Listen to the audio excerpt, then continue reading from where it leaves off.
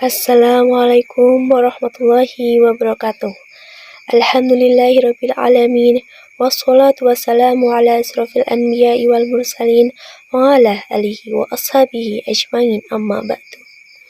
Pertama-tama, marilah kita panjatkan puji syukur kehadirat Allah Subhanahu wa taala yang telah melimpahkan rahmat, hidayah, serta inayahnya kepada kita semua, sehingga pada hari ini kita dapat berkumpul dalam keadaan sehat walafiat tanpa kurang suatu apapun. Tak lupa, sholawat serta salam kita sanjungkan kepada Nabi Agung kita, Nabi Muhammad SAW, yang telah menuntun kita dari zaman jahiliyah hingga terang benderang seperti saat ini.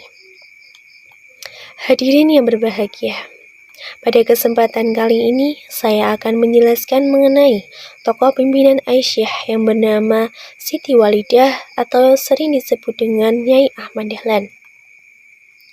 Siti Walidah dikenal sebagai salah satu pahlawan nasional yang berasal dari Yogyakarta, serta beliau juga menjadi tokoh emansipasi wanita muslimah di Indonesia. Beliau dilahirkan pada tanggal 3 Januari 1872 di kawasan Kauman yang terletak di belakang Masjid Gede, Yogyakarta. Beliau merupakan putri Haji Muhammad Fadil dan ibunya bernama Nyai Mas. Siti Walidah lahir dari keluarga yang didasarkan pada dasar agama atau kehidupan spiritual Islam. Pada masanya, anak perempuan tidak lazim menempuh pendidikan di sekolah formal. Namun, Siti Walidah tetap mendapat pendidikan agama dari ayahnya. Beliau dididik berbagai hal terkait hakikat perempuan, baik dalam peran dan statusnya sebagai istri maupun sebagai ibu. Saat usianya menginjak 17 tahun, Siti Walidah dinikahkan dengan sepupu dekatnya yang bernama Muhammad Darwis, yang berganti nama menjadi Kyai Haji Ahmad Dahlan. Kala itu, tradisi pernikahan antar kerabat keluarga masih lazim dilakukan di Kauman, Yogyakarta. Setelah suaminya mendirikan organisasi Islam Modern Muhammadiyah pada tahun 1912, Siti Walidah pun turut membantu aktivitas dan perjuangan suaminya. Perjuangan Siti Walidah terinspirasi dari berbagai gerakan pembaharuan yang digagas oleh suaminya. Maka tahun 1914, Siti Walidah mendirikan perkumpulan yang bernama Sopo Tresno, yang giat menggalakkan pengajaran agama dan pemberdayaan bagi kaum perempuan dari segala usia dan status sosial, lalu merintis forum-forum pengajian bagi perempuan muslim, dimulai dari lingkungan Kauman yang kemudian banyak diikuti para buruh batik. Melalui Sopo Tresno, Siti Walidah memprakarsai pendidikan agama bagi kaum perempuan, merintis pengajaran membaca dan menulis huruf Latin untuk memberdayakan perempuan hingga bisa menjadi mitra sejajar bagi laki-laki. Gerakan Sopo Tresno menjadi cikal bakal berdirinya Aisyah yang merupakan salah satu organisasi perempuan muslim pertama dan terbesar di Indonesia. Yang kini Aisyah didirikan pada tanggal 19 Mei 1917 atau 5 tahun setelah Kyai Haji Ahmad Dahlan mendirikan Muhammadiyah. Tujuan pendirian Aisyah yaitu untuk memajukan perempuan muslim melalui salah satu program yang digagas Aisyah pada masa awal keberadaannya adalah mempelopori pendirian tempat pendidikan bagi anak usia dini yang kini dikenal sebagai Taman Kanak-kanak. Kemudian menggagas pendirian Langgar Perempuan pertama di Nusantara yang menjadi simbol kesetaraan perempuan untuk kesempatan mendapatkan pahala sholat berjamaah seperti laki-laki.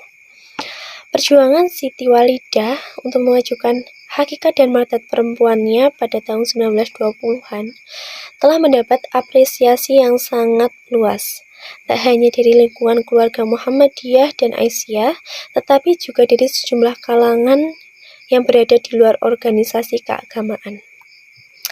Berkat ketegasan dan ketokohannya, tahun 1926 Siti Walidah terpilih sebagai pemimpin Kongres Muhammadiyah ke-15 di Surabaya.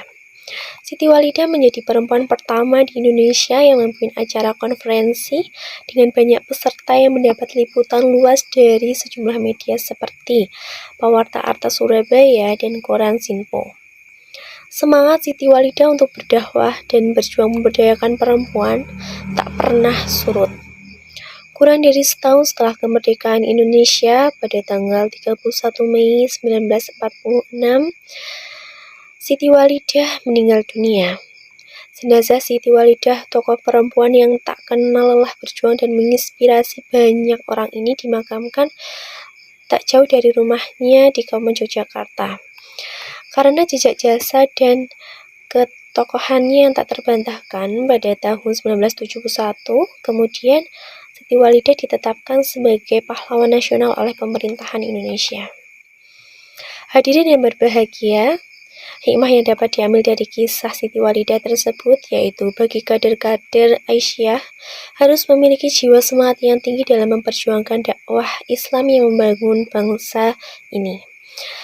Demikianlah pidato singkat ini. Semoga kita senantiasa menjadi insan yang haus akan ilmu dan tergolong dalam insan yang pandai bersyukur serta tetap berada pada jalan Allah SWT. Cukup sekian yang dapat saya sampaikan. Segala kesalahan dan hilaf datangnya dari saya, dan segala yang benar datangnya dari Allah Subhanahu wa Ta'ala.